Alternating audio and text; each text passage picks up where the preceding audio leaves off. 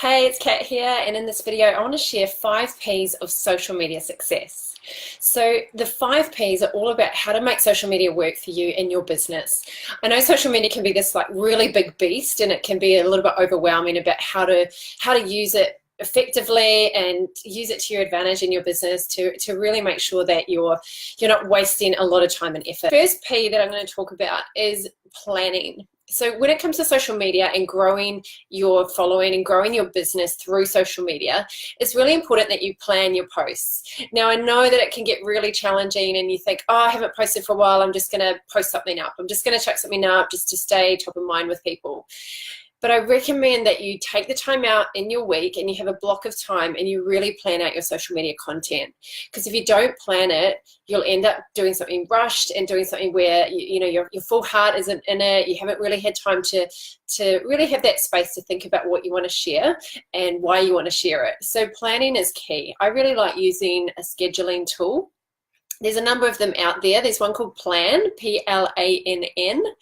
There's one called Buffer, which is you can upload onto Facebook, your Facebook business page, and also Instagram. You can pre-write the captions, you can put in your hashtags, and you can put in emojis and basically schedule it all out for the week. There's also one called Planoly. If you use a lot of hashtags, you can group the hashtags in there for Planoly. So they all have different kind of pros and cons just depending what you're after. What I love about them is that you can do a lot of live updates. So you can do, you're out and about and you're doing your Facebook stories and your Instagram stories, but also that every single day you're showing up, because showing up is a really big part of it.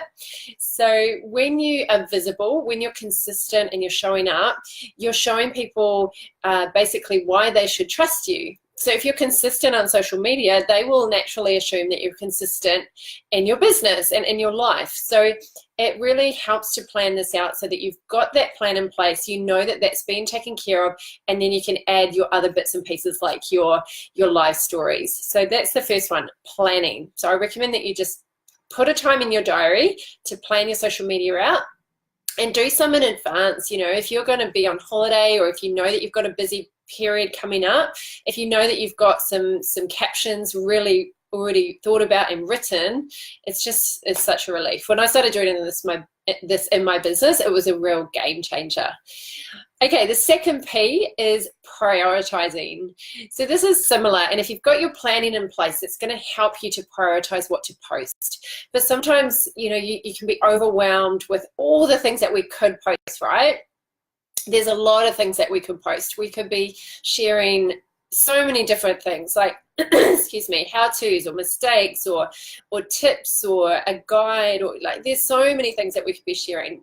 So it helps to really sit back and go, okay, what is my purpose for posting? What do I want to achieve out of this post? Is it connection with people? Is it for that person to know more about my business? Is it that I actually want to share about an event? What is the purpose? And prioritize, make sure that you're not putting too much emphasis on one side and not the other. So it helps to sit back sometimes and look at the whole big picture of your business and prioritize, okay, what needs to go out on social media at the moment? What have I got coming up? You're forecasting into the future so that you can start to lead towards that outcome that you're looking for.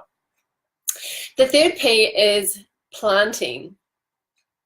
So the first P was planning, the second P was prioritizing, the third P is planting, and this is planting seeds. So I learned this through speaker training. So as a speaker, we plant seeds in the audience's mind. So we're basically planting, and we don't always see the harvest of those seeds straight away. So we're planting seeds about basically what our business does. We're planting seeds on how to work through limiting beliefs in the audience's mind. We're planting seeds for maybe future offerings or events or products that we're going to be launching in the future. So we're planting these seeds, and we don't always see the harvest straight away. This is why it can be a little bit of a overwhelming game sometimes, because we can put a lot of stuff out there and not see, I guess, the fruits of our labor straight away. Has anyone found that? I know I've definitely found that. I've been like, is anyone even caring? Does anyone even care? but sometimes it's that people aren't going to see it for ages. You know, they're going to see it later, or you've planted a seed in their mind, they're going to think about it, and then when they need you, you're going to pop to mind. So not everyone who sees your stuff is going to need you straight away, right? So this is why we plant seeds. So if you've been putting in a lot of effort on social media and feeling a bit discouraged, like, is this any point? Am I standing out? How do I get competitive? How do I get people to really see my stuff and stop scrolling? Just remember that people are seeing it. You don't always know who's seen it and who hasn't. Not everyone who sees it engages. In fact, a lot of people don't. They just consume it and they just see it. So just know that you are planting seeds. Okay, the fourth P is positioning. So when you're posting your content, whether that's a video or an image with a caption, remember it's all about positioning. How do you want to be known? What position do you want to hold in whoever's receiving that piece of content in their mind? How do you want them to position you? So is that post that you're putting out, is that raising your positioning in their mind? Is it making them think, oh, I want to take the next step towards you?